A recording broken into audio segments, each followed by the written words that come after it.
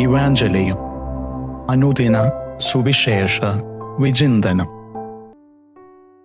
ഉദ്ധിതനായ യേശുക്രിസ്തുവിൽ ഏറ്റവും സ്നേഹം നിറഞ്ഞവരെ, മെയ് 26 തിങ്കളാഴ്ച തിരുസഭ നമുക്ക് വിചിന്തനത്തിനായി നൽകുന്ന സുവിശേഷ ഭാഗം യോഹന്നാന്റെ സുവിശേഷം 15 അധ്യായം 26 മുതൽ 16 അധ്യായം 4 വരെയുള്ള തിരുവചന ഭാഗങ്ങളാണ്. താൻ പിതാവിൻ്റെ പക്കലേക്ക് പോകുന്നതിന് മുൻപ് നമുക്ക് സഹായകനായി പരിശുദ്ധാത്മാവിനെ വാഗ്ദാനം ചെയ്യുന്നതാണ് രംഗം. യോഹന്നാന്റെ സുവിശേഷം 14 മുതൽ 17 വരെയുള്ള അധ്യായങ്ങൾ ഈശോയുടെ ഫെയർവെൽ ഡിസ്കോഴ്സ് ആയാണ് വിശേഷിപ്പിക്കുക. അവസാന പ്രഭാഷണങ്ങൾ വരാനിരിക്കുന്ന പീഡാനുഭവത്തെ മുൻകൂട്ടി കണ്ടുകൊണ്ട് ഈശോ നടത്തുന്ന അവസാന പ്രഭാഷണം. താൻ പിതാവിൻ്റെ അടുത്തേക്ക് തിരികെ പോയാലും ശിഷ്യർക്ക് ഊർജ്ജമേകാൻ പരിശുദ്ധാത്മാവ് കൂടെ ഉണ്ടാകുമെന്ന് ഉറപ്പ് നൽകുന്ന അവസാന പ്രഭാഷണം. ഇവിടെ പരിശുദ്ധാത്മാവിനെ പരാമർശിക്കുക സത്യാത്മാവ് എന്ന ടൈറ്റിലിലാണ്. The spirit of truth. സത്യം എന്നത് യേശു ക്രിസ്തുവാണ്.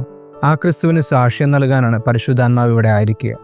പിതാവിൽ നിന്ന് പുറപ്പെടുന്ന പരിശുദ്ധാത്മാവ് യേശുവിൻ്റെ മാധ്യസ്ഥത വഴിയാണ് നമ്മളിലേക്ക് വരിക. ഞാൻ പിതാവിൻ്റെ അടുത്ത് നിന്ന് അയക്കുന്ന സഹായകൻ എന്ന വചനം ഇത് വ്യക്തമാക്കുന്നുണ്ട്. ഇനി പരിശുദ്ധാത്മാവിൻ്റെ ആഗമനം കഴിഞ്ഞാൽ യേശുവിന് ഏറ്റവും അധികം സാക്ഷ്യം നൽകേണ്ടത് അവരുടെ ശിഷ്യന്മാരാണെന്ന വചനം ഓർമ്മപ്പെടുത്തുന്നു. ഈ ലോകത്തായിരുന്നപ്പോൾ യേശു പറഞ്ഞതും പഠിപ്പിച്ചതും പ്രവർത്തിച്ചതുമൊക്കെ നേരിൽ കണ്ടതും അത് അനുഭവിച്ചറിഞ്ഞതും ഈ ശിഷ്യന്മാരാണ്. അതുകൊണ്ട് തന്നെ അവരുടെ ഈ അനുഭവമാർന്ന സാക്ഷ്യത്തിന് വളരെയധികം മൂല്യമുണ്ട്.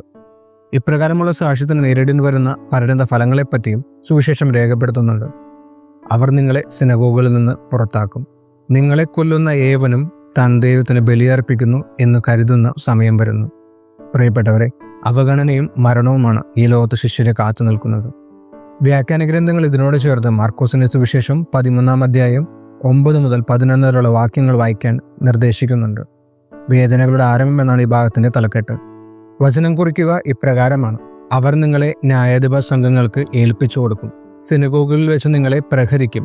ദേശാധിപതികളുടെയും രാജാക്കന്മാരുടെയും മുൻപാകെ എനിക്ക് സാക്ഷ്യം നൽകാൻ നിങ്ങൾ നിൽക്കും. തുടർന്നുള്ള ഭാഗങ്ങളൊക്കെ ശിഷ്യർ ഇത്തരമുള്ള സന്ദർഭങ്ങളിൽ എപ്രകാരം പ്രവർത്തിക്കണമെന്ന് ഒരു വിവരണം നൽകുന്നുണ്ട്. അവർ നിങ്ങളെ ഏൽപ്പിച്ചു കൊടുക്കാൻ കൊണ്ടുപോകുമ്പോൾ എന്തു പറയണമെന്ന് വിചാരിച്ചു ഉത്കണ്ഠാകുലരാകേണ്ട. ആ സമയത്ത് നിങ്ങൾക്ക് ലഭിക്കുന്നതെന്തോ അത് സംസാരിക്കുവിൻ. നിങ്ങളല്ല, പരിശുദ്ധാത്മാവായിരിക്കും സംസാരിക്കുക.